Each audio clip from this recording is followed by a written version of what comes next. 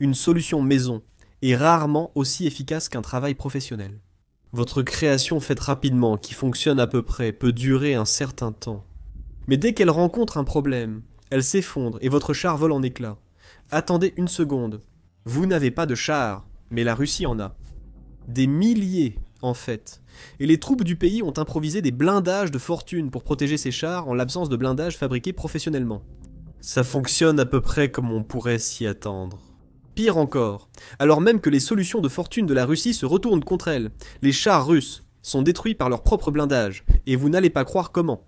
Tout cela se résume à quelque chose que les soldats russes fabriquent pour eux depuis que les drones ukrainiens ont commencé à détruire leurs chars par milliers. La Russie utilise largement des cages de protection durant la guerre en Ukraine pour contrer les attaques de drones.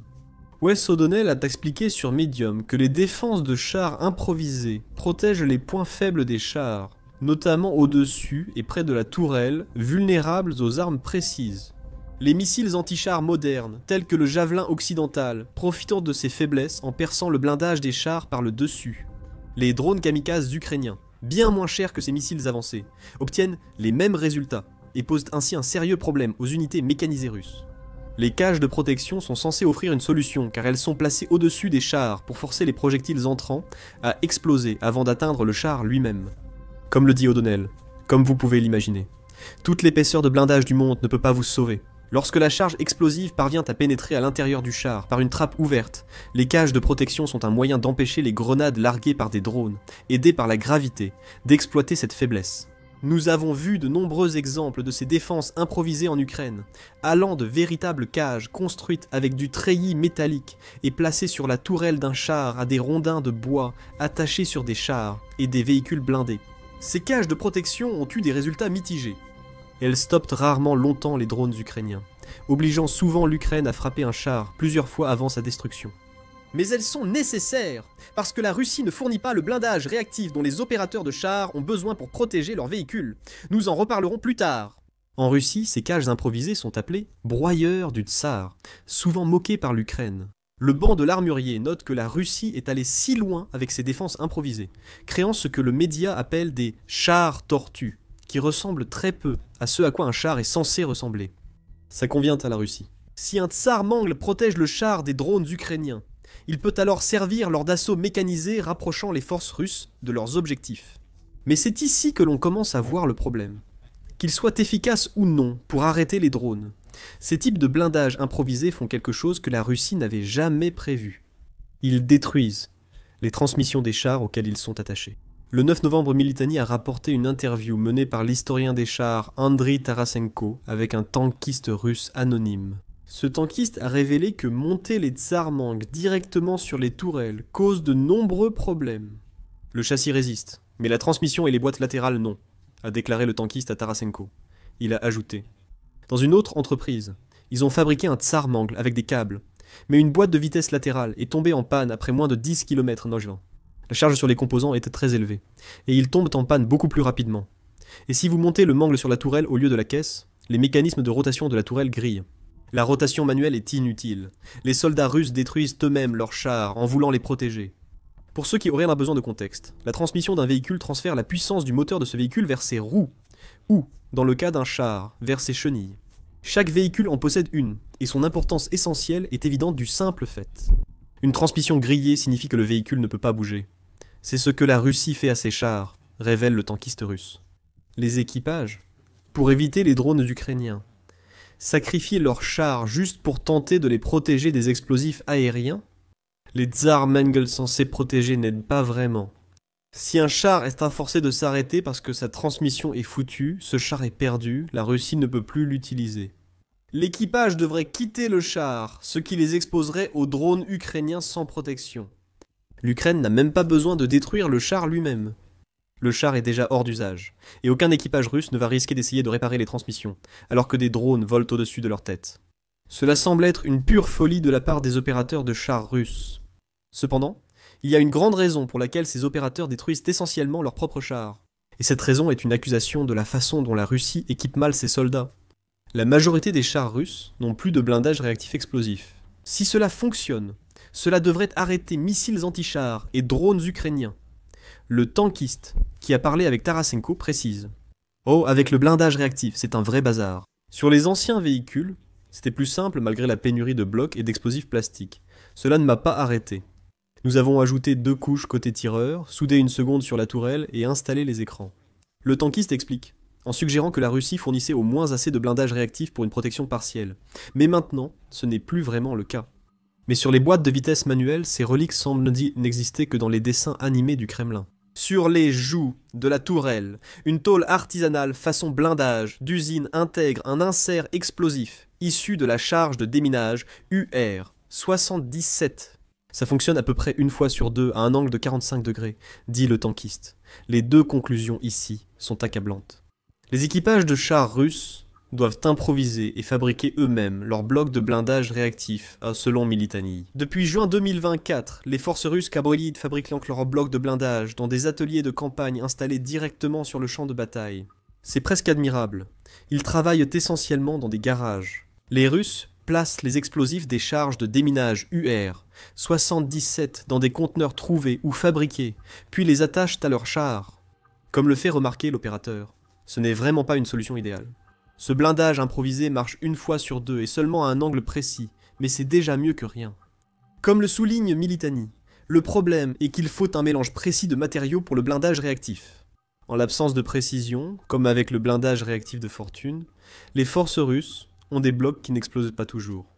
Ensuite, il y a le problème du blindage réactif. La Russie en manque, ce qui n'est pas nouveau. Le blindage réactif explosif est en réalité une technologie ingénieuse lorsqu'il est utilisé correctement. L'idée, c'est de combattre le feu par le feu, selon Sofrep. Les boîtes du blindage réactif contiennent des explosifs qui détonnent au contact d'un missile anti-char ou d'un drone. Ces blocs de blindage explosif sont multicouches. La première couche produisant l'explosion, et la seconde dirigeant la déflagration vers l'extérieur. Le blindage absorbe et détourne l'explosion du char. C'est un concept proche d'une cage de protection, mais beaucoup plus professionnel. La Russie devrait équiper tous ses chars de blindage réactif, mais elle en est incapable, d'où tant d'improvisation. Cependant, même le blindage réactif que la Russie fabrique de manière professionnelle n'est peut-être pas aussi efficace qu'il est censé l'être. Malgré son aspect impressionnant sur le papier, ce blindage rencontre des problèmes depuis le début de la guerre. En août 2022, Force News a indiqué que la Russie perdait de nombreux chars de combat, parce que le blindage réactif dont ils étaient équipés n'était pas suffisant. Cela s'explique en partie par l'ancienneté de nombreux blindages, certains remontant à la première guerre de Tchétchénie en 1994. Quand la fiabilité est primordiale, des blindages vieux de 30 ans n'étaient sûrement pas ce que les tankistes russes souhaitaient sur leurs véhicules. Plus préoccupant pour la Russie et ses chars était l'incapacité de l'armée à bien utiliser et installer ce blindage. Le ministère britannique de la Défense a indiqué en août 2022 que de nombreux équipages de chars russes manquaient probablement de formation pour entretenir l'IRA, ce qui conduit soit à un mauvais ajustement des éléments explosifs, soit à leur absence totale. L'absence de blindage réactif est une chose. Ne pas l'installer vaut mieux que de l'installer incorrectement. Ce sont ceux qui ont essayé et échoué à l'installer, qui causèrent des problèmes à leurs propres chars. Nous avons mentionné plus tôt que le blindage réactif est composé de plusieurs couches, la première générant une explosion, et la seconde déviant cette explosion. Imaginez ce qui se passe si le blindage est mal posé, et qu'il reste des espaces entre les blocs. La couche de déviation devient soudain moins efficace, obligeant les chars russes à absorber des explosions plus puissantes. Selon le ministère de la Défense du Royaume-Uni, ces défaillances s'expliquent sans doute de nombreux incidents d'éjection de tourelles, largement documentés par des vidéos de témoins en Ukraine. C'est presque comme si les tankistes russes étaient coincés dans une situation sans issue. Aussi absurde que cela paraisse, que les mangles du tsar de Russie détruisent en cours les chars en brûlant leur transmission. L'alternative ne semble guère meilleure. Le manque d'entraînement empêche le blindage réactif de ces chars d'être efficace. Que préférerais-tu comme tankiste ? Un blindage qui détruit ton char, et probablement toi aussi, parce qu'il ne fonctionne pas correctement. Ou une cage de fortune qui va immobiliser ton char. Au moins, elle t'offre une chance de t'échapper. Aucune option n'était idéale, mais la seconde reste préférable. Cela semble être la conclusion à laquelle sont arrivés les tankistes russes. Et il y a une autre raison potentielle à cela. C'est bien d'avoir un peu plus de chances de survivre. Mieux encore, les chars avec broyeur tsar peuvent avancer jusqu'à ce que leur transmission brûle. Euromédan Press cite cela comme une raison de fuir les blindages réactifs mal posés. Si la Russie rapproche ses chars et leurs blindages improvisés à quelques kilomètres des défenses ukrainiennes, Pour Poutine, le char a rempli sa mission. Si ce char peut assez s'approcher pour tirer sur l'Ukraine, c'est mieux. Peu importe si le char sera vite détruit après avoir été repéré. Le fait qu'il puisse tirer quelques obus avant que le bourdonnement inévitable des drones au-dessus ne soit entendu suffit à Poutine. Cela résume en quelques mots son approche de la guerre en Ukraine. Il ne se soucie tout simplement pas de la quantité de matériel russe qu'il perd, ni du nombre de soldats russes qui meurent, tant que l'Ukraine subit des dégâts dans l'affaire. Les chars russes sont détruits par les blindages de fortune fabriqués par leurs opérateurs. Avant, ils étaient détruits par les blindages fournis par l'armée russe. Qu'est-ce que tout cela signifie pour la Russie ?